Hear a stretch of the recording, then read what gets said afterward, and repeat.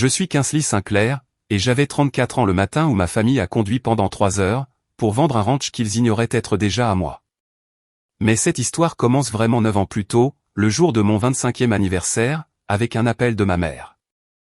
Elle m'annonçait qu'il ne pourrait pas venir, une fois de plus. Toute ma vie, j'ai été la plus forte. Ma sœur, Sloan, était celle qui avait besoin d'eux. Ce jour-là, j'y ai enfin cru. Alors, j'ai fait un sac, et je suis parti pour de bon. Ce que j'ai fait le matin de cet anniversaire, et les 8 années que j'ai passées à reconstruire un ranch à moitié en ruine, à 3 heures de route de quiconque partageant mon nom de famille, c'est la partie qu'ils n'ont jamais vue venir. Ces jours-ci, mes journées commencent à 4h30 dans l'obscurité, avec du givre sur les clôtures, et 40 chevaux qui n'attendent que moi. Je dirige un centre de pension et d'entraînement dans les collines de l'Est, sur 200 acres de terrain, avec un programme de sauvetage sur les 40 acres du fond, et une liste d'attente longue de 11 noms. Les gens passent devant le panneau, et supposent que j'ai tout hérité. Ce n'est pas le cas. J'ai construit cela de mes 2 mains, avec un camion emprunté, et une obstination qui a fait fuir la plupart des hommes. Casey, mon apprenti, a 19 ans, et elle est déjà plus douée avec un hurling nerveux que je ne l'étais à 30 ans. Elle est arrivée ce matin-là avec 2 cafés, et une question sur un hongre souffrant de coliques. Je l'ai examiné, je l'ai fait marcher, et je lui ai dit qu'il irait bien d'ici midi. Ensuite, j'ai décroché les gants de mon grand-père du poteau près de la sellerie. Ces gants en cuir brun craquelé, usés jusqu'à devenir doux aux jointures, je les ai enfilés, comme je le fais chaque jour. Ils ne me vont pas bien. Je les garde quand même. Il y a toute une vie pliée dans ce cuir. Et j'y viendrai, car il y a 8 ans, je n'avais rien de tout cela. J'avais un sac de sport, un quart de plein d'essence, et la voix de ma mère qui résonnait encore à mon oreille. « Tu es la plus forte », avait-elle dit, comme si c'était un cadeau. Avant, je pensais qu'être la plus forte signifiait être aimé différemment. Il m'a fallu des années pour comprendre que cela voulait juste dire être moins aimé, tout en étant censé dire merci. Alors, laissez-moi vous ramener dans la cuisine où j'ai appris cela, la semaine de mon 25e anniversaire, avant même de connaître quoi que ce soit sur les actes de propriété, les chevaux, ou la différence entre la famille et les gens qui sont simplement là pour vous. À l'époque, je vivais dans une chambre louée à l'autre bout de la ville, et je travaillais dans un magasin de fournitures agricoles, en économisant pour une école vétérinaire. Ma famille vivait à 3 sorties d'autoroute de là, dans la maison où j'ai grandi. Ma mère, Sharon, gérait cette maison comme une salle d'urgence, et Sloan était toujours la patiente. Mon père, Wade, maintenait la paix en donnant raison à la dernière personne qui parlait, et c'était toujours Sharon. Et Sloan, de 2 ans ma cadette, avait un don. Elle pouvait transformer n'importe quel mardi ordinaire en une urgence, nécessitant l'attention de tout le monde. Un mauvais rendez-vous devenait une dépression. Une contravention se transformait en crise de confiance. J'ai appris ce rythme très jeune, de la même façon qu'on apprend à prévoir la météo. Quand l'air devenait lourd dans cette cuisine, les projets de quelqu'un allaient être annulés, et ce ne seraient jamais ceux de Sloan. Je l'avais évoqué une fois, doucement, le printemps précédent. J'ai l'impression qu'il n'y a jamais de place que pour l'une de nous, avais-je dit. Ma mère n'a même pas levé les yeux de sa cuisinière. Sloan est plus fragile, chérie. Tu le sais bien. Je le savais, en effet. On me l'avait dit si souvent. Cela ressemblait moins à une description, et plus à une sentence prononcée à la naissance. La plus forte, la plus capable, celle qui s'en sortirait toujours. Personne ne m'a jamais demandé si je voulais m'en sortir seul. Ils l'ont juste décidé pour moi, et ont construit toute la maison autour de cette idée. Ce printemps-là, je m'étais dit que la prochaine étape importante serait différente. Je la paierais moi-même. Je l'organiserais en petit comité. Je ne leur donnerais aucune raison, et aucune excuse pour fuir. Je croyais vraiment que ce serait suffisant. C'est presque drôle, aujourd'hui, de voir à quel point je croyais encore en eux cette année-là. Presque. Si vous voulez savoir exactement à quoi j'étais confronté, imaginez ma remise de diplôme universitaire, 2 ans plus tôt. Un diplôme d'associé en sciences animales, la première de ma famille à aller au-delà du lycée. Et j'avais travaillé de nuit pour l'obtenir. La cérémonie était à 10 heures du matin. À 9h15, Sloan s'est évanouie dans le parking. Ou du moins, c'est ce qu'elle a dit. Le temps que les ambulanciers haussent les épaules et repartent, ma famille était rassemblée autour d'elle dans la voiture. Pendant ce temps, je traversais cette scène toute seule, cherchant dans une foule d'inconnus des visages qui n'y étaient pas. Ils sont arrivés pour les 10 dernières minutes. Ma mère a pris une photo de Sloan en train de se remettre, et l'a postée en ligne, avant même de prendre une photo de moi dans ma toge. Je le sais, car je l'ai vu dans la discussion de groupe de la famille ce soir-là. Celle intitulée « Famille Sinclair », celle dont j'étais techniquement membre, mais où j'étais fonctionnellement invisible. 41 messages sur la frayeur de Sloan. 2 sur mon diplôme, tous 2 de simples émojis pouces en l'air. J'ai mis la conversation en sourdine après ça. Je ne l'ai pas quitté. Je veux que vous le notiez, car cela a son importance pour la suite. Je suis resté dans ce groupe, écoutant à moitié, de la même façon qu'on garde une main près du poêle pour se rappeler qu'il est chaud. Les gens demandent toujours pourquoi les boucs émissaires ne partent pas plus tôt. Voici la réponse honnête, vous continuez d'attendre le jour où ils vous verront enfin. Vous êtes sûr que ça va arriver. Vous avez accumulé des preuves de toutes les fois où c'est presque arrivé. Et chaque, presque, est un hameçon dans votre bouche. À 25 ans, j'avais beaucoup de « presque ». J'ignorais totalement que j'étais à 2 semaines de celui qui couperait définitivement la ligne. Alors, j'ai planifié mon 25e anniversaire avec soin, comme on désamorce une bombe. J'ai réservé une salle au fond d'un restaurant de grillade en ville, pour 8 personnes, et j'ai versé un acompte de 100 € de mes propres économies. Je n'ai demandé à personne de payer. Je n'ai demandé à personne d'organiser. Tout ce que je demandais, c'était qu'il se présente un samedi, à 19 h. Je suis allé à la maison un mardi pour le leur dire en personne, car un texto me semblait trop facile à ignorer. Ma mère était à table, avec son chéquier et une pile de factures de Sloan. C'est mon anniversaire samedi, ai-je dit. Juste un dîner. Je m'occupe de tout. Elle a hoché la tête, comme on hoche la tête pour un collègue. Mon père a dit que ça avait l'air sympa. Et puis, parce que j'avais appris à lire l'ambiance de cette cuisine, j'ai posé la question directement. Est-ce qu'il y a quelque chose de prévu samedi que je devrais savoir? Ma mère a rebouché son stylo. Nous ne pouvons être présents que pour l'une de vous à la fois, Kingsley. Tu comprends? Je ne comprenais pas. Je n'avais jamais compris. Mais j'ai dit oui quand même, parce que dire non n'avait jamais changé le résultat, et m'avait toujours coûté plus cher. Je suis rentré dans ma chambre louée, en me disant que la compte garantissait quelque chose, une table réservée, un plan confirmé, une raison pour eux de venir. J'ai d'ailleurs bien dormi cette semaine-là.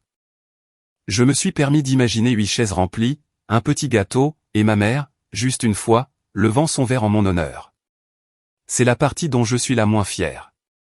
Non pas l'espoir, mais la certitude. J'étais tellement convaincu que la compte m'avait acheté un combat équitable.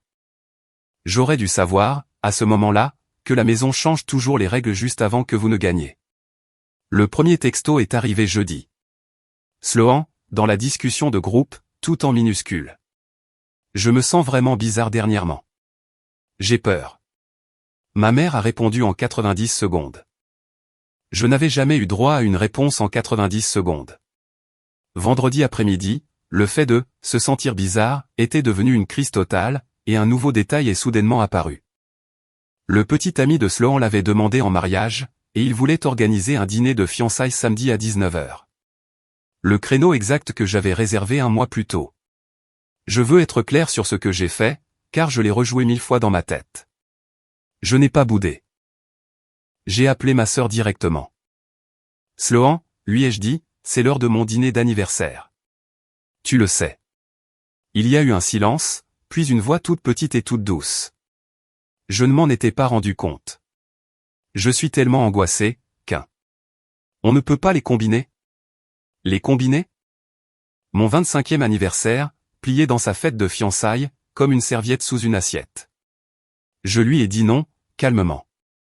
Ensuite, j'ai appelé ma mère, et je lui ai expliqué les choses clairement.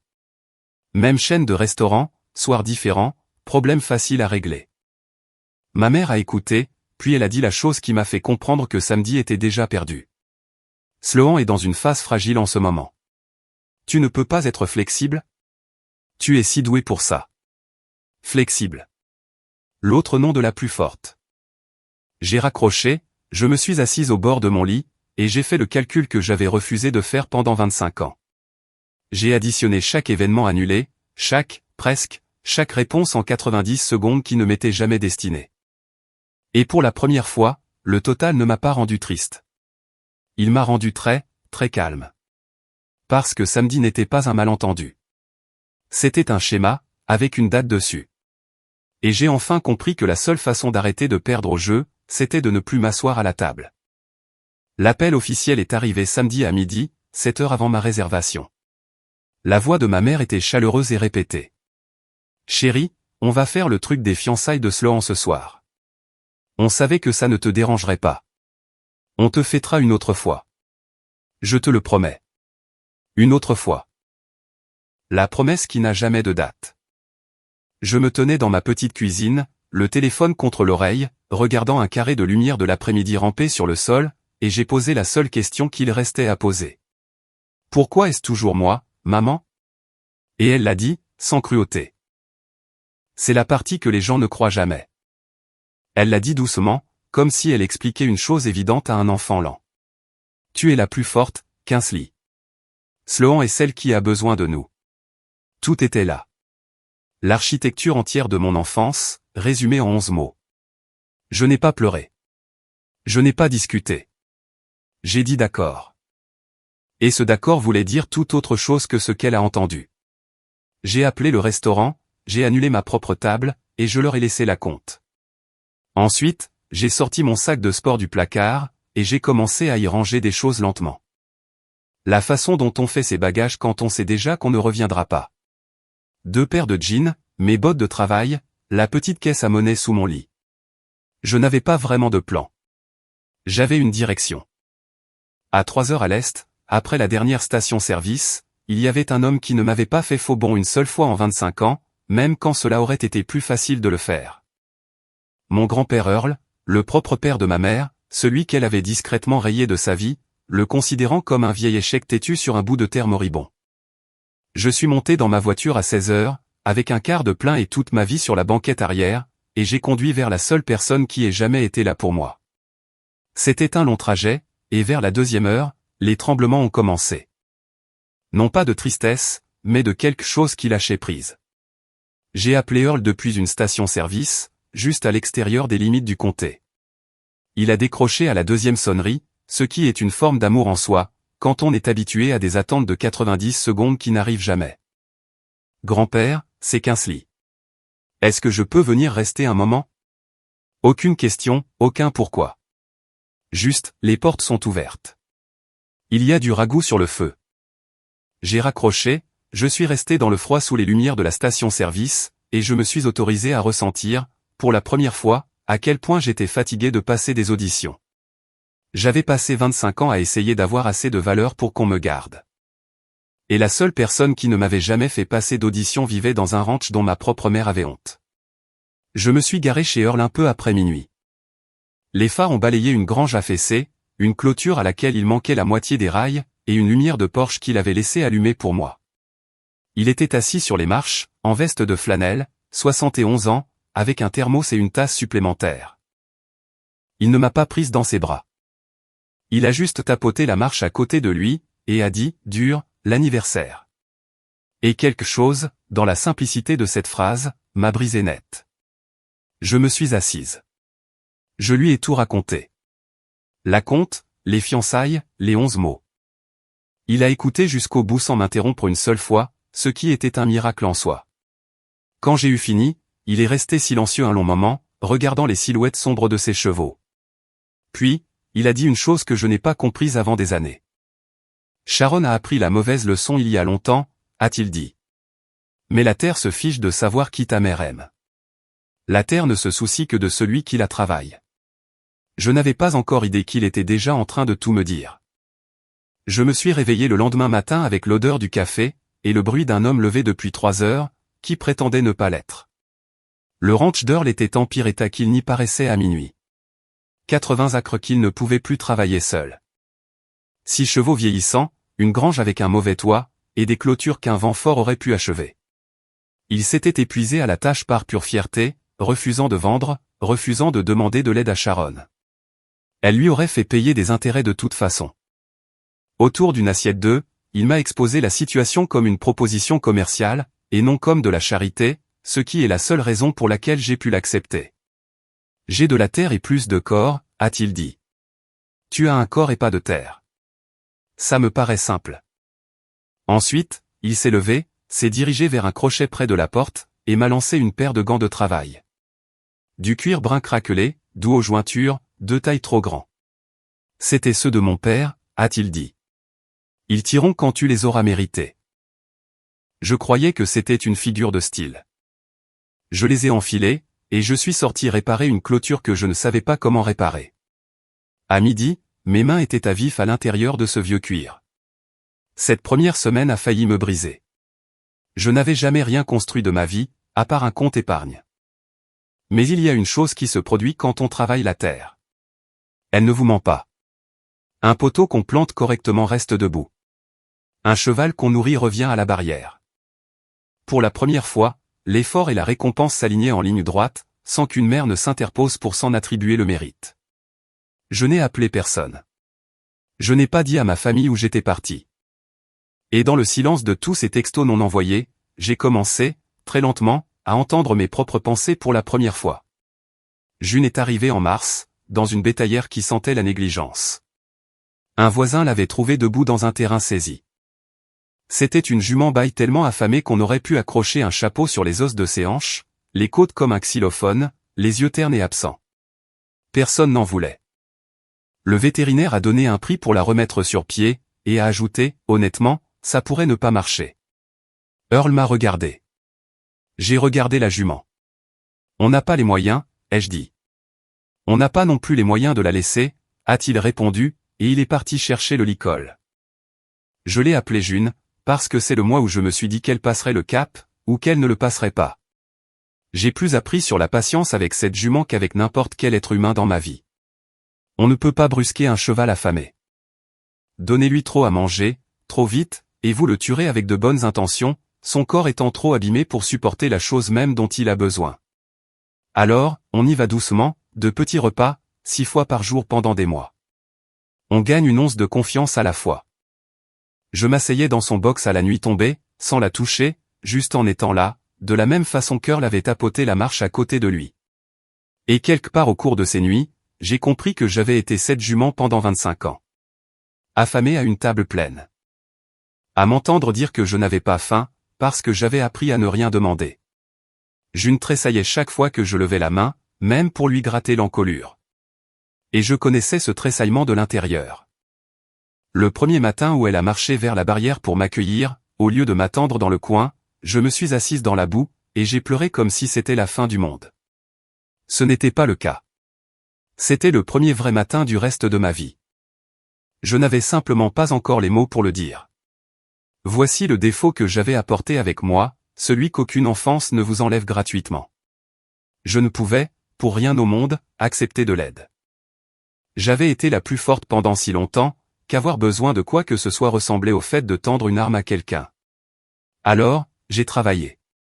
J'ai travaillé jusqu'à ce que mes mains se fendent, que mon dos se bloque, et que je m'endorme dans mes bottes. Quand un voisin m'a proposé d'amener son tracteur pour le champ sud, je lui ai dit que je gérais la situation. Je ne gérais rien. J'avais des ampoules, une pelle, et un poing à prouver à des gens qui ne regardaient même pas Earl vite compris. Un soir, il m'a trouvé en train d'essayer de redresser un poteau de clôture seul dans le noir, trempé jusqu'aux os, tremblante. Il ne m'a pas aidé. Il s'est juste appuyé sur la barrière, et a regardé jusqu'à ce que j'abandonne. Tu crois qu'être forte veut dire le faire toute seule, a-t-il dit. Ce n'est pas de la force, Kingsley. C'est juste la même cage, avec un plus joli paysage. Je lui ai dit que j'allais bien. Les 2 mots préférés de la plus forte. Il a secoué la tête lentement. Ta mère t'a dit que tu n'avais besoin de personne, et maintenant tu lui donnes raison par pure rancune. Pour qui fais-tu ça? Je n'avais pas de réponse. Je suis allé me coucher en colère, ce qui est généralement le signe que quelqu'un a vu juste à votre sujet. Le lendemain matin, j'ai appelé le voisin, et je lui ai demandé pour le tracteur. Ça m'a coûté quelque chose de composer le numéro, plus que le travail n'aurait coûté à mon corps. Mais le champ a été fait en un jour, l'homme est resté prendre un café, et j'ai appris que laisser quelqu'un entrer ne vidait pas le puits. Ça le remplissait. Sharon m'avait construite pour tourner à vide, et appelait ça de l'indépendance. Ici, lentement, j'apprenais la différence entre se tenir sur ses propres pieds, et se tenir entièrement seul. Ce n'est pas la même chose. Personne ne me l'avait jamais dit. Si on vous a déjà appelé, le plus fort, jusqu'à ce que cela devienne une excuse pour vous exclure, vous savez déjà exactement à quel point ce sac de sport était lourd quand je l'ai mis dans ma voiture. Restez avec moi. La partie qui a tout changé arrive. Et si cela résonne en vous, cliquez sur s'abonner pour que la fin vous trouve aussi. Car à la fin de cette première année, les choses ont commencé à tourner.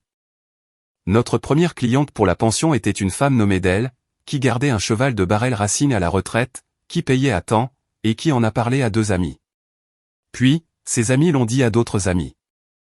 J'avais grandi en regardant ma mère rationner l'amour comme s'il s'agissait d'une ressource rare. Ici, j'ai découvert que l'inverse était vrai pour le bon travail. Faites-le une fois, faites-le bien, et il se multiplie. June était montable à l'automne, brillante et ronde, le regard vide disparu de ses yeux.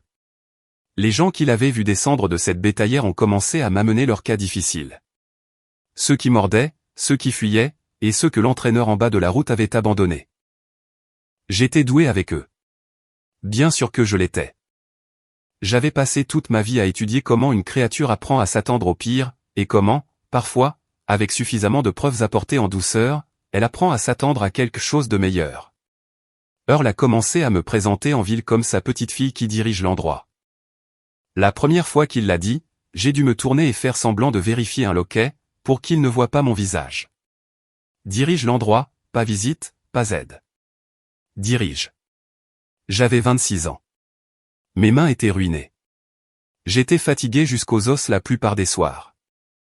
Et j'étais plus heureuse que je ne l'avais jamais été dans la maison de ma mère. Les chevaux se moquaient de savoir si j'étais délicate. La clôture se fichait de savoir si j'étais la favorite. Ici, pour la première fois, j'obtenais exactement ce que je méritais. Ni plus, ni moins. Et il s'est avéré que c'était tout ce que j'avais toujours voulu. Le premier appel de la maison est arrivé 18 mois après mon départ. Non pas pour me trouver, mais pour m'utiliser. Le numéro de ma mère s'est allumé sur mon téléphone un dimanche, pendant que je vermifugeais des yearlings, et j'ai failli laisser sonner. J'ai répondu parce que 18 mois, c'est assez long pour que l'espoir repousse comme une mauvaise herbe. Kingsley, a-t-elle dit, chaleureuse comme un vendeur. Tu nous as manqué. Puis, dans la respiration suivante, avant même que je puisse répondre à cela, la demande.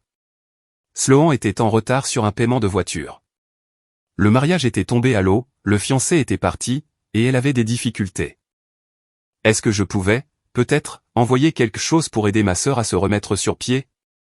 Je me tenais dans l'allée de la grange, tenant un tube de vermifuge, et j'ai attendu cette vieille force, celle qui me faisait autrefois vider mon compte pour des gens qui n'auraient jamais libéré une chaise pour moi.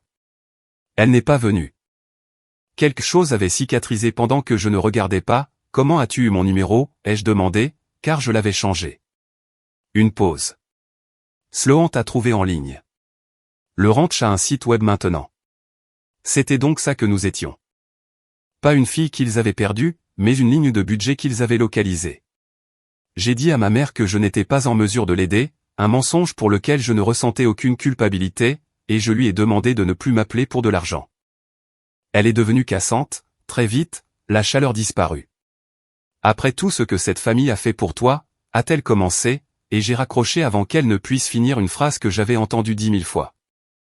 Je suis retourné à mes yearlings, mais j'ai remarqué que quelque chose de froid s'était installé en moi par la suite. Une question dont je n'arrivais pas à me défaire. Il savait où j'étais maintenant. Il savait que le ranch était réel. Et ma mère avait demandé très nonchalamment, juste avant de parler d'argent, comment allait grand-père Earl ces jours-ci. Le texto de ma cousine Maddie est arrivé un mardi, au début du printemps, 2 ans et quelques mois après mon départ. Maddie était la seule de la famille à m'avoir jamais traité comme une personne. Elle a d'abord envoyé 3 mots, tu dois voir ça. Puis une capture d'écran. Ça venait de la discussion de groupe, Famille Sinclair, celle où j'étais toujours techniquement, mais dont j'avais été discrètement retiré une semaine plus tôt, sans un seul au revoir. Ils avaient créé un deuxième groupe, un sans moi, et Maddie, Dieu la bénisse, y avait été ajouté par erreur. Je me suis assise sur une botte de foin, et je l'ai lu 2 fois pour être sûr de bien comprendre. Ma mère avait écrit, « Quand papa s'en ira, la terre vaudra beaucoup d'argent maintenant que quelqu'un l'a retapée.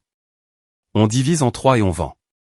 Kinsley pourra garder un cheval ou 2, si elle est raisonnable. Un cheval ou 2, si je suis raisonnable. » Après 2 ans d'un travail acharné, de l'aube au crépuscule, qui avait transformé 80 acres morts en quelque chose qui valait la peine d'être vendu, ma propre famille avait déjà divisé les bénéfices, dans un groupe de discussion qu'ils avaient créé spécifiquement pour m'en exclure. Sloan avait répondu avec un emoji cœur. Mon père avait écrit, « Ça me paraît juste. Ça me paraît juste. » J'ai lu ces 4 mots des dizaines de fois. J'aimerais vous dire que j'ai enragé. Ce n'est pas le cas. J'avais distillé ma rage en versements échelonnés sur 27 ans, et j'étais à sec. Ce que j'ai ressenti à la place, c'était un froid étrange et clarifiant, le même calme qui s'était installé le jour de mon anniversaire. Il n'allait pas changer. Je le savais, mais maintenant je savais quelque chose de plus tranchant. Ils comptaient déjà l'argent bâti sur mon dos, et ils en étaient tellement sûrs qu'ils l'avaient mis par écrit. J'ai fait une capture d'écran de la capture de Maddie, je l'ai sauvegardée, et je suis allé trouver mon grand-père. J'ai trouvé Earl dans la sellerie, en train de graisser une bride, et je lui ai montré la capture d'écran, parce que j'avais arrêté de lui cacher des choses depuis longtemps. Il a lu lentement. Sa mâchoire s'est contractée. Ensuite, il a posé la bride, et m'a regardé avec une expression que je ne lui avais jamais vue. Quelque chose entre le chagrin et un humour grinçant. « Eh bien, a-t-il dit. C'est tout à fait ma fille, ça. » Il ne l'a pas défendue. C'est une chose pour laquelle je lui serai toujours reconnaissante. Il l'a juste encaissé, dans tout son poids, et a accepté que ce soit vrai. Puis, il a dit quelque chose qui est atterri en douceur, et que je n'ai pas totalement assimilé sur le moment. Il prévoit de vendre ce qu'il croit être à moi, a-t-il dit. Laisse-les prévoir. Je lui ai demandé ce qu'il voulait dire. Il m'a juste tapoté l'épaule et a dit, un jour, cet endroit devrait être à toi, Kinsley. Tu es la seule à avoir jamais saigné pour lui. J'ai balayé ça de la main. Les gens disent des choses comme ça, des choses sentimentales à la lueur de la lampe, qui ne survivent pas au lever du jour. J'avais appris à ne pas me fier aux paroles de quiconque portant le nom de famille Sinclair. Et Earl, malgré toute sa bonté, restait un Sinclair. Alors, j'ai classé ça dans la catégorie de la gentillesse, et je suis retourné travailler. Ce que j'ai fait, en revanche, c'est prendre une décision pour moi-même. J'en avais fini d'attendre d'être choisi, et j'en avais fini de me préparer à être jeté. Si la terre devait me revenir, très bien. Si elle ne me revenait pas, très bien aussi. Dans un cas comme dans l'autre, j'allais la bâtir si haut et si bien, qu'aucune division en 3 ne pourrait jamais effacer ce que j'avais créé. Ce soir-là, j'ai rédigé un véritable plan d'affaires sur la table de la cuisine. Le premier de ma vie. Pension, entraînement, une section sauvetage, des cours. Je me suis donné 5 ans. J'ai battu ce délai en 3. Les 3 années qui ont suivi sont la partie que personne ne publie en ligne, parce que le travail acharné ne fait pas de belles photos. J'ai contracté un petit prêt d'exploitation à mon propre nom, terrifiant et libérateur à parts égales, et je l'ai investi dans un nouveau toit pour la grange et un manège couvert.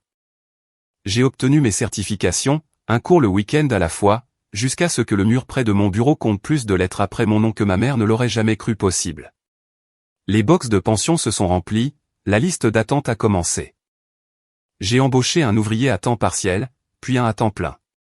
Et June, ma jument jetable, celle dont personne ne voulait à la sortie de cette bétaillère, s'est avérée porter des lignées valant plus que le camion que j'avais conduit pour arriver ici. Son premier poulain s'est vendu pour 11 000 € à une écurie de concours, 2 états plus loin. J'ai gardé le deuxième. J'ai encadré l'acte de vente et je l'ai accroché à côté de mes certifications, non pas pour l'argent, mais pour la preuve. Celle dont on ne voulait pas était devenue la pierre angulaire. Je connaissais ce sentiment. Quelque part au cours de la 5e année après mon départ, j'ai arrêté de me demander si j'étais heureuse, pour simplement remarquer, un soir ordinaire, accoudé à la barrière du manège avec une tasse de café, que je l'étais déjà. J'avais construit une vie si pleine, qu'il n'y avait plus de chaise vide que quiconque puisse refuser de remplir. J'avais Kazay, qui était venu me voir à 17 ans avec nulle part ailleurs où aller, et qui était resté. J'avais Dell et les pensionnaires, qui étaient devenus des amis. J'avais un vétérinaire nommé Tom Reyes, qui commençait à trouver des excuses pour passer entre deux visites, et qui me regardait comme si j'étais quelque chose de rare, plutôt que quelque chose de résistant. Et j'avais Earl, plus lent maintenant, qui supervisait principalement depuis une chaise pliante à l'ombre, mais toujours là chaque matin, m'appelant toujours la femme qui dirige l'endroit. Je pensais qu'il nous restait des années comme ça. Je me trompais sur le timing, comme on le fait toujours avec les personnes dont on suppose qu'elles survivront au travail. Le premier signe est arrivé par un matin froid, la 7e année, quand Earl n'a pas pu se lever de sa chaise. C'était son cœur. Les médecins ont utilisé des mots prudents, mais l'essentiel était clair. Il avait fait un accident silencieux, le genre qui est un avertissement la première fois, et une condamnation la deuxième. Il est rentré de l'hôpital un jeudi, paraissant plus petit dans sa chaise qu'il ne l'était le lundi, et j'ai réorganisé toute mon exploitation pour être près de la maison. Ce à quoi je ne m'attendais pas, c'est à la vitesse à laquelle la nouvelle allait voyager. 3 jours après le retour d'Earl, ma mère a appelé. Pas moi. D'abord, elle a appelé l'hôpital, puis les voisins, et enfin moi, à la pêche aux détails sous un vernis d'inquiétude. Nous voulons juste être là pour papa, a-t-elle dit. Nous, ce même nous qui n'avait pas fait 3 heures de route en 7 ans. Soudainement, la famille qui avait écrit, ça me paraît juste, à propos de la vente de sa terre, avait hâte de se rendre à son chevet. Je ne suis pas naïve. Je savais de quoi il retournait avec cette visite, et ce n'était pas le cœur d'Earl. C'était l'héritage d'Earl. Un mourant sur une terre de valeur est une proposition différente qu'un vieil échec têtu.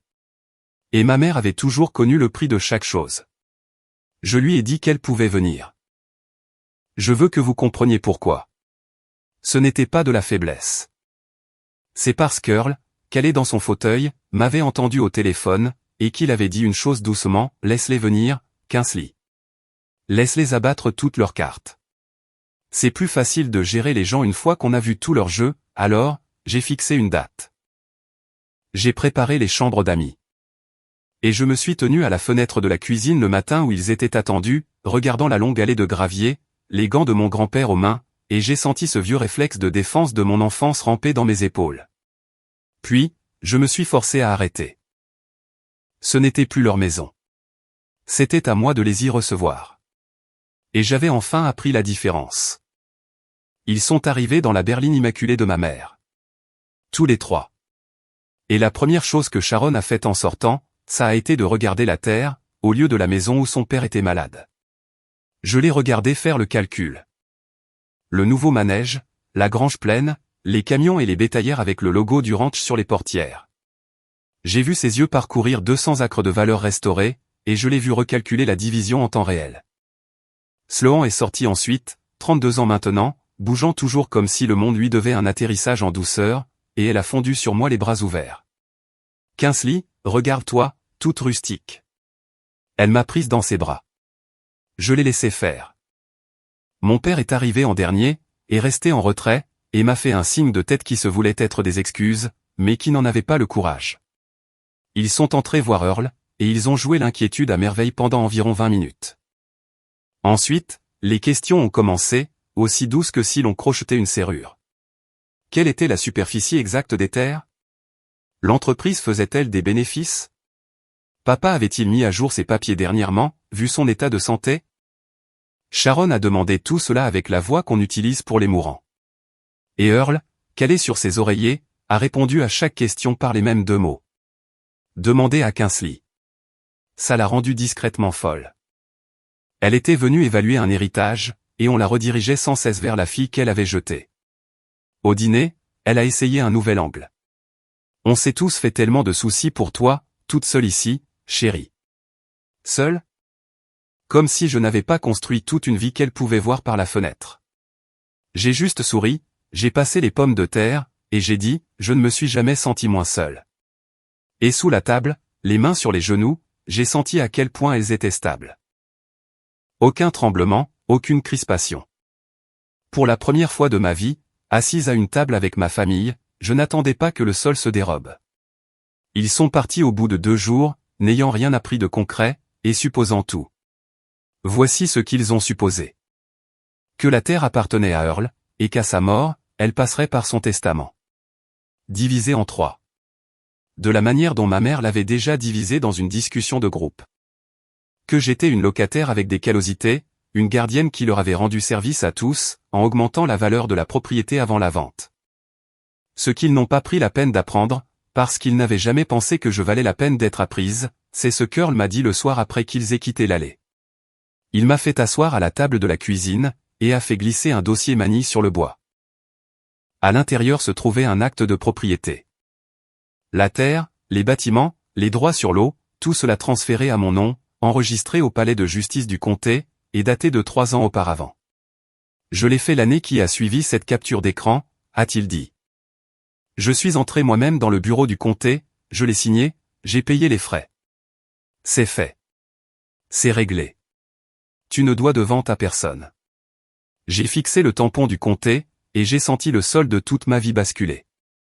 Non pas à cause de l'argent, mais parce que quelqu'un m'avait choisi sur le papier, de façon permanente, là où ça ne pouvait pas être repris par une voix plus douce ou une crise plus récente. Pourquoi ne me l'as-tu pas dit, ai-je demandé. Il a presque souri. Parce que tu avais besoin de le bâtir comme si c'était déjà à toi, et de le mériter comme si ça ne l'était pas. Regarde ce que tu as fait. Puis il est devenu sérieux. Ne le dis pas à Sharon. Laisse-la continuer à planifier sa division. Le jour où elle découvrira que ça n'a jamais été à elle de le diviser, elle te montrera exactement qui elle est, et tu seras debout sur un sol solide quand elle le fera. J'ai mis le dossier dans le coffre-fort. Je n'ai pas dit un mot à personne, et je suis retourné travailler sur cette terre qui, en fin de compte, m'appartenait depuis tout ce temps. Petite précision avant la partie difficile. Remarquez que je n'ai jamais haussé le ton une seule fois pendant tout cela. Ce n'est pas de la faiblesse. C'est l'attitude d'une femme qui a enfin arrêté de passer des auditions pour être aimée. Si cette idée résonne en vous, laissez un commentaire avec une limite que vous auriez aimé fixer plus tôt. Je les lis tous. Maintenant, la partie difficile. Alors que la santé d'Earl déclinait ce printemps-là, Sloan a fait son mouvement, et s'était tiré tout droit du vieux manuel. Elle a commencé à appeler Earl directement, douce et larmoyante, avec une toute nouvelle crise. Elle était en train d'être expulsée, disait-elle. Elle n'avait nulle part où aller. Son cher grand-père ne pouvait-il pas l'aider? Peut-être avec un petit quelque chose maintenant? Peut-être avec une mention dans son testament, juste pour qu'elle sache qu'elle était aimée avant qu'il ne parte. Je ne l'ai su que parce qu'Earl me l'a dit, en secouant la tête au-dessus de son café. Ta sœur pense que je meurs idiot, a-t-il dit. Il lui avait dit non. Catégoriquement. Ce même mot qui n'avait jamais été disponible pour moi enfant était, il s'avérait, parfaitement disponible quand un vieil homme décidait de l'utiliser. Sloan a intensifié ses efforts. Les appels sont devenus quotidiens.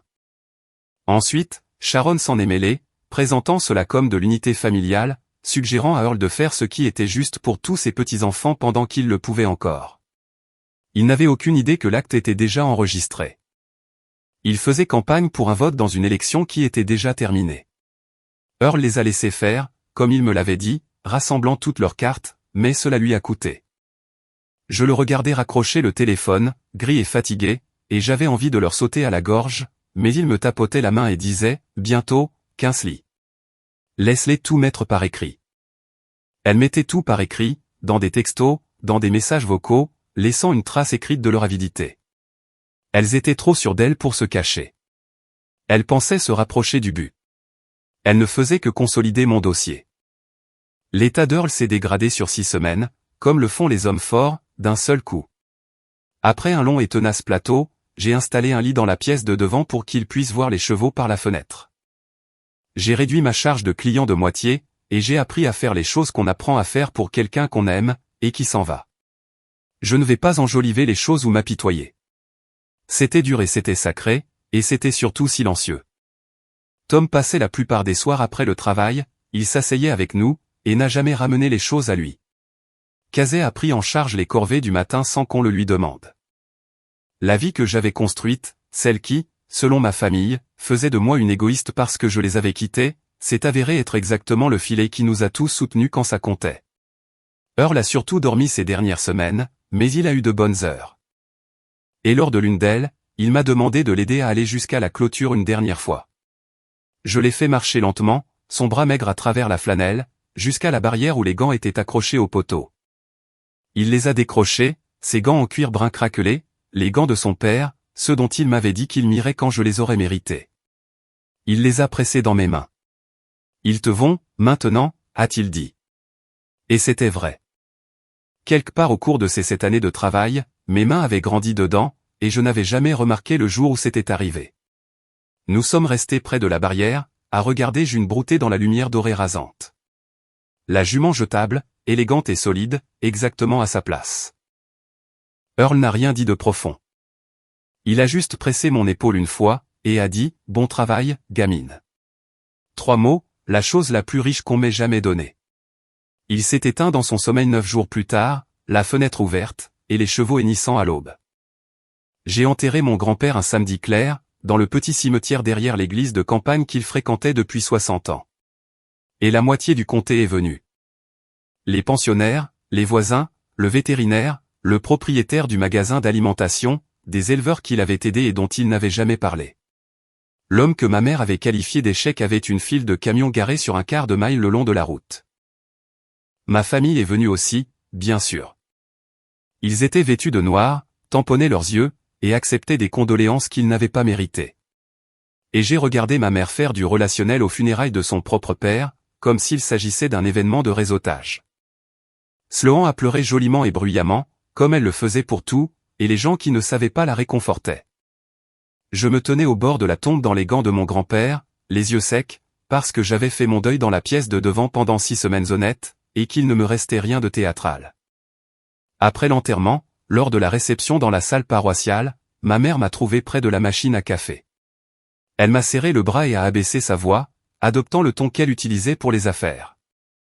On devrait tous s'asseoir bientôt, chérie, à propos des affaires de papa, la terre, la maison. Il faudra régler ça équitablement, en famille. Et voilà, pas même encore froid dans la terre, en famille. L'expression qui n'avait jamais signifié autre chose que son plan à elle, exécuté selon son emploi du temps. Je l'ai regardée, cette femme qui m'avait appris que j'étais forte pour n'avoir jamais à être douce avec moi. Et j'ai senti le dernier hameçon glisser de ma bouche. Tu as raison, ai-je dit d'une voix égale. Réglons ça. Venez au ranch samedi. Amène qui tu veux.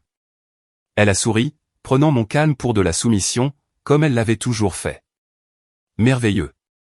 J'amènerai l'agente immobilière. Bien sûr qu'elle allait le faire. J'ai juste hoché la tête, et je me suis resservi du café. Ce serait donc samedi. Elle a appelé 2 fois cette semaine-là pour se coordonner, et chaque appel m'en disait plus sur le plan qu'elle pensait être le sien. Elle avait déjà rencontré une agente immobilière, une femme énergique nommée Paula, spécialisée dans les terrains agricoles. Elle avait déjà obtenu une estimation grossière, sans visite, basée sur ce que je n'avais dit à personne, et qu'elle avait deviné depuis la route. 2 millions, à peu près, pour la terre et l'exploitation en tant qu'entreprise en activité. Elle avait déjà décidé de la répartition. 1 tiers pour elle, 1 tiers pour Sloan, 1 tiers pour mon père, ce qui n'était en réalité qu'un 2e tiers pour elle. Et pour moi, la fille qui avait bâti chaque euro de la valeur de cette entreprise, elle avait préparé ce qu'elle trouvait clairement généreux. Tu pourras garder tes chevaux personnels, bien sûr, m'a-t-elle dit au téléphone. Et on fera en sorte que tu aies la priorité pour louer l'endroit au nouveau propriétaire. La famille est de la famille. La famille est de la famille. J'ai dû poser le téléphone et respirer, non pas de colère, mais face à la beauté architecturale pure de son illusion. Elle avait annulé mon anniversaire parce que j'étais la plus forte, celle qui n'avait besoin de rien.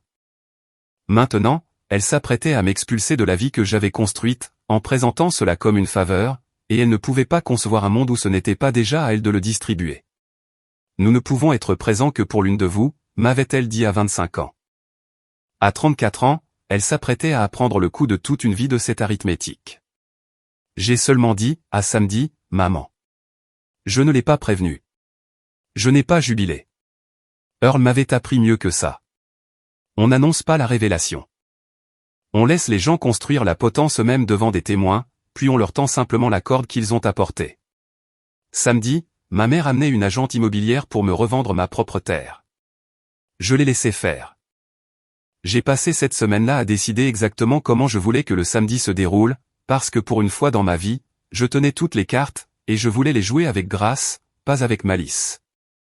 J'aurais pu lui tendre une embuscade au portail avec l'acte de propriété et un sourire en coin. Je ne voulais pas de ça. Je voulais que la vérité éclate au grand jour, devant les personnes dont l'opinion lui importait vraiment, sans aucune chance pour elle de la réviser plus tard en une histoire où elle serait la victime. Alors, j'en ai fait un rassemblement. J'ai appelé l'avocat en charge de la succession d'Earl, un homme à la voix douce nommé Aaron, qui avait aidé à enregistrer l'acte 3 ans auparavant, et je lui ai demandé de venir samedi avec une copie certifiée. J'ai invité quelques-uns des pensionnaires et des voisins qui étaient aux funérailles, en présentant cela comme un petit repas en mémoire d'Earl, dans l'endroit qu'il aimait, ce qui était d'ailleurs sincèrement le cas. Tom serait là. Casey serait là. June serait dans le pré d'à côté, visible depuis le porche, la preuve vivante de ce que cet endroit était devenu. Je ne construisais pas un piège. Je construisais une pièce où la vérité ne pourrait pas être déformée, parce qu'il y aurait trop de gens honnêtes qui s'y tiendraient. Mon arme n'allait jamais être le volume ou la cruauté. Ma mère avait passé 34 ans à manier la manipulation, les mensonges, et le couteau doudu, qui a le plus besoin de nous. Je n'allais pas la combattre avec sa propre lame. J'allais la combattre avec un tampon du comté, et une pièce pleine de témoins. Et j'allais le faire sans élever la voix une seule fois. C'était ça, la vraie vengeance. Non pas la blesser. Mais simplement, enfin, me tenir sur un terrain qu'elle ne pouvait pas prendre, et la laisser se briser contre l'évidence. Le samedi est arrivé, clair et lumineux. J'ai mis les gants d'Earl par habitude, puis je les ai enlevés, et je les ai posés sur le poteau, là où il aurait voulu qu'ils soient pour ça. Ils sont arrivés à 11 heures, et ma mère s'était habillée pour une signature de contrat. Elle a remonté l'allée avec des talons qui s'enfonçaient dans le gravier, suivie de Paula, l'agente immobilière, qui portait un conférencier en cuir, et avec Sloan et mon père à la traîne. Le repas commémoratif était déjà en cours sur le grand porche et la pelouse. Dell était là, avec 3 autres pensionnaires, 2 voisins qui connaissaient Earl depuis 40 ans, et Aaron l'avocat, dans un costume gris discret, que personne n'avait identifié autrement que comme une personne en deuil. Tom se tenait près des marches. Casey était appuyé contre la rambarde. June broutait à une douzaine de mètres dans le pré d'à côté, élégante, sombre et impossible à rater. Ma mère a observé tout cela avec la satisfaction d'une femme qui visite une propriété qu'elle s'apprête à liquider. Elle n'était pas venue pour faire son deuil. Elle était venue pour faire un inventaire. Après 10 minutes respectables à accepter des condoléances, elle a fait teinter une fourchette contre un verre sur mon porche, au mémorial de mon grand-père, et a réclamé l'attention de tout le monde comme une hôtesse. Je veux juste vous remercier tous d'avoir aimé mon père, a-t-elle commencé, d'un ton chaleureux et répété. Cette terre représentait tout pour lui, et je sais qu'il voudrait qu'on en prenne bien soin maintenant qu'il est parti. Elle a laissé la phrase faire son effet. Puis elle a prononcé la réplique pour laquelle elle avait conduit 3 heures.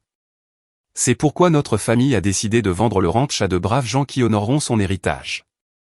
Paula, ici présente, va s'en occuper. Et ne vous inquiétez pas pour Kingsley. Elle sera bien prise en charge.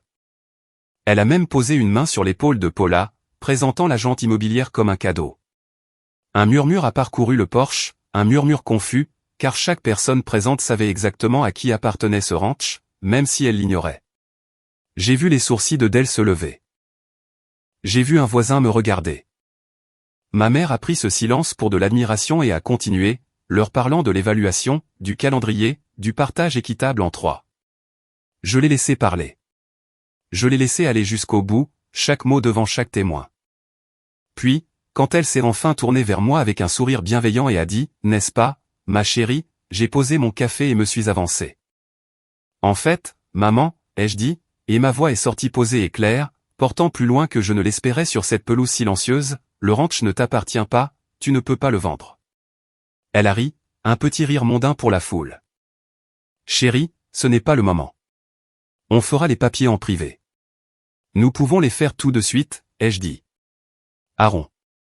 L'homme au costume gris s'est avancé, et j'ai vu le visage de ma mère réaliser que ce membre de l'assemblée discret qu'elle avait ignoré tenait, lui aussi, un dossier. Je suis Aaron Pratt, a-t-il dit. J'ai été l'avocat d'Earl pendant 20 ans. Il a ouvert le dossier, et a brandi une seule page, avec le sceau du comté tamponné en rouge en bas. Ceci est une copie certifiée de l'acte de propriété enregistré pour ce domaine. Earl Sinclair a transféré la pleine propriété de la terre, des bâtiments, ainsi que de tous les droits sur l'eau et les minéraux, à Kingsley Sinclair. Il a fait une pause. Il y a 3 ans. C'est à elle, libre de toute dette. Depuis ce jour-là, il n'y a rien à vendre dans la succession. Il n'y a rien à diviser. Le silence qui a suivi avait une texture palpable. Paula, l'agente immobilière, a très lentement fermé son conférencier en cuir. La bouche de mon père s'est ouverte et fermée, et le visage de ma mère a fait quelque chose que je ne lui avais jamais vu faire en 34 ans. Il s'est fissuré. La mise en scène est tombée d'un seul coup, révélant en dessous quelque chose de brut et de laid, et l'espace d'une seconde, presque effrayé. Ce n'est pas possible, a-t-elle dit. Il était confus. Il était malade.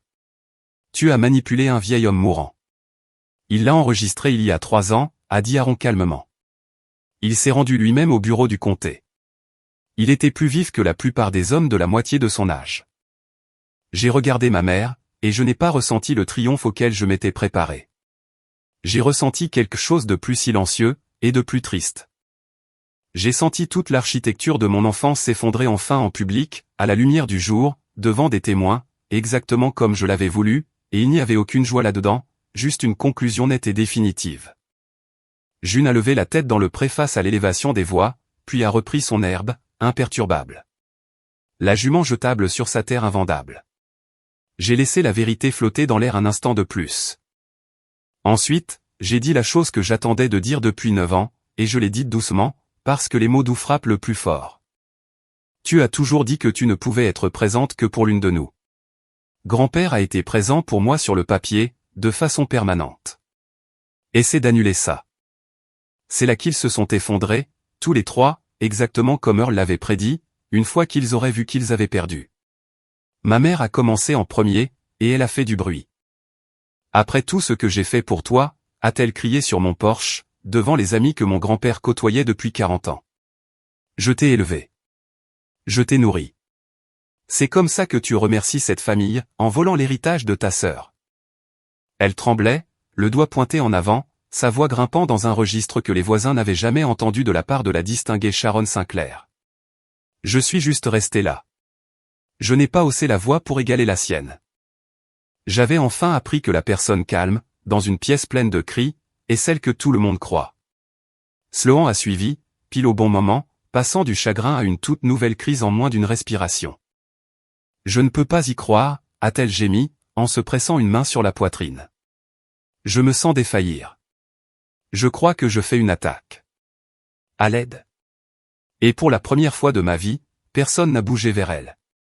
Pas une seule personne. Les pensionnaires ont détourné le regard, embarrassés pour elle. Ce vieux réflexe, celui qui avait annulé toute mon enfance, a trouvé une pièce vide. Et mon père silencieux, qui avait maintenu la paix en me sacrifiant à chaque tournant, a fait la chose la plus triste de toutes. Il s'est avancé vers moi, s'éloignant d'elle, les yeux humides, et il a dit à voix basse, « Juste pour moi, j'aurais dû venir à ton anniversaire, Kingsley. » L'espace d'une seconde, mon cœur a été touché. Puis il a jeté un regard en arrière vers ma mère, et le courage l'a quitté comme ça l'avait toujours fait, et il est retourné se placer à ses côtés. Proche, compatissant, inchangé. Il avait eu 34 ans et un enterrement pour me choisir, et même maintenant, en sachant tout, il la choisissait elle, dans l'espace d'un seul regard en arrière. Cela m'en a dit plus que n'importe quel acte de propriété. Ma mère a continué de crier à propos d'avocats, de contestation, et d'influence indue. Aaron, imperturbable, a dit qu'elle était la bienvenue pour essayer, que l'enregistrement était inattaquable, et les témoins nombreux. Et je me tenais au milieu de tout ça. La plus forte, ayant enfin le droit d'être forte selon mes propres termes. Et je n'ai ressenti aucune impulsion de réagir. J'ai juste attendu qu'elle soit à court de bruit.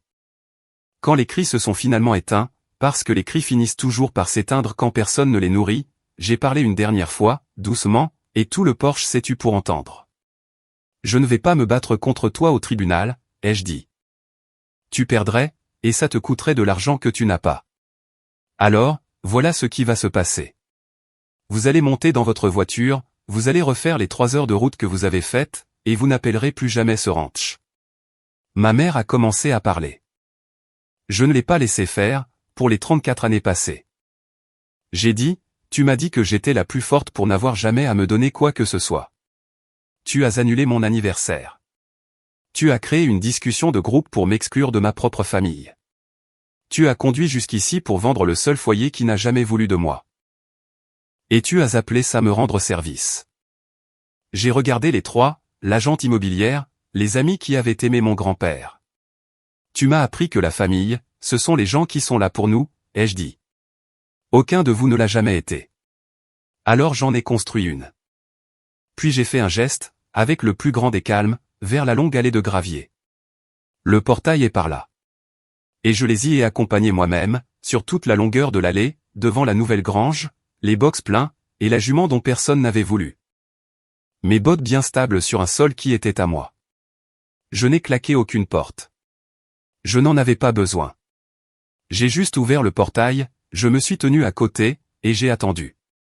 Ils sont partis de la manière dont partent les gens qui ont perdu et ne peuvent pas l'admettre. Avec le moteur trop fort, les graviers qui volent, sans qu'aucun d'eux ne regarde en arrière. Paula l'agente immobilière est sortie en premier, gênée, avec un petit signe de tête pour s'excuser dans ma direction, que j'ai apprécié plus qu'elle ne l'a su. Puis la berline immaculée de ma mère, avec Sloan déjà sur son téléphone à l'arrière, à la recherche de sa prochaine dose de sympathie, et mon père sur le siège passager, regardant droit devant lui une route qui ramenait à la même petite maison. Et à la même petite vie à laquelle j'avais enfin échappé. Je suis resté au portail ouvert, et j'ai regardé la voiture rétrécir le long de l'allée, tourner sur la route départementale, et disparaître dans le tremblement de la chaleur. Je n'avais pas envie de pleurer. Je n'avais pas envie d'applaudir. J'ai juste senti le silence revenir. Le bon silence, celui que j'avais mis 3 heures à rejoindre, et 9 ans de travail à mériter. Derrière moi, June a levé la tête et a henni doucement, comme elle le faisait quand elle voulait que je revienne à la barrière. Alors, j'ai fermé le portail, j'ai glissé le verrou à sa place, et je me suis retourné pour marcher vers ma vie. Il y avait un déjeuner à finir. Il y avait des chevaux à nourrir. Il y avait tout un après-midi de liberté. C'était il y a un peu plus d'1 an. Ma mère a fait envoyer une lettre par un avocat pour menacer de contester l'acte. Aaron en a renvoyé une, et nous n'avons plus jamais entendu parler d'eux. Sloan a appelé une fois, 6 mois plus tard, non pas pour s'excuser, mais pour demander de l'argent, comme l'eau qui trouve toujours la même fissure. Je lui ai dit non, gentiment, et j'ai raccroché. Et je n'ai rien ressenti après, sauf la légère surprise de voir à quel point, non, net peut être léger. Je n'ai pas parlé à mes parents depuis le portail. Je ne m'y attends pas non plus. Certaines portes, on les ferme pour que le reste de la maison puisse enfin se réchauffer. Le ranch est florissant. La liste d'attente compte 14 noms maintenant. Kazé a 20 ans, et gère ses propres clients en entraînement. Et le mois dernier, je lui ai tendu une toute nouvelle paire de gants de travail, rigides et clairs, et je lui ai dit qu'il lui irait quand elle les aurait mérités, en la regardant ne pas encore comprendre exactement ce que je voulais dire. Elle comprendra. Tom et moi nous sommes mariés au printemps, près du manège, sous le regard des pensionnaires, des voisins et des chevaux au-dessus de la barrière. C'était petit et honnête, et personne ne s'est évanoui. June a eu son 3e poulain en avril. Une pouliche haute sur pattes que je garde, parce qu'il y a des lignées qu'on protège, une fois qu'on a compris leur valeur. Et les ganderles sont toujours accrochés au poteau près de la sellerie. Je les porte tous les matins. Le cuir brun craquelé, doux aux jointures. Ceux de son père avant lui. Les miens maintenant, et ils me vont parfaitement. C'est le cas depuis des années. Je n'ai simplement pas remarqué le jour où c'est arrivé. De la même façon que je n'ai pas remarqué le jour exact où j'ai arrêté d'attendre un coup de téléphone de personne qui n'allait jamais venir. Voici la seule chose dont je sois sûr maintenant. Le sang a fait de nous des parents, mais il n'a jamais fait de nous une famille. Et le jour où j'ai arrêté de supplier les premiers de se comporter comme la seconde, c'est le jour où j'ai enfin eu de la place dans ma vie, pour les gens qui étaient tout simplement là. C'est mon histoire. Un anniversaire annulé, 9 ans de travail, et un portail que j'ai enfin pu fermer selon mes propres termes. Si quelqu'un dans votre vie n'arrête pas de vous appeler, le plus fort, pour trouver une excuse à votre exclusion, laissez cette soirée être le coup de pouce dont vous aviez besoin. Vous avez le droit d'aller construire votre propre table. Partagez ceci avec quiconque a besoin de l'entendre. Laissez un commentaire et abonnez-vous. On se retrouve dans la prochaine vidéo.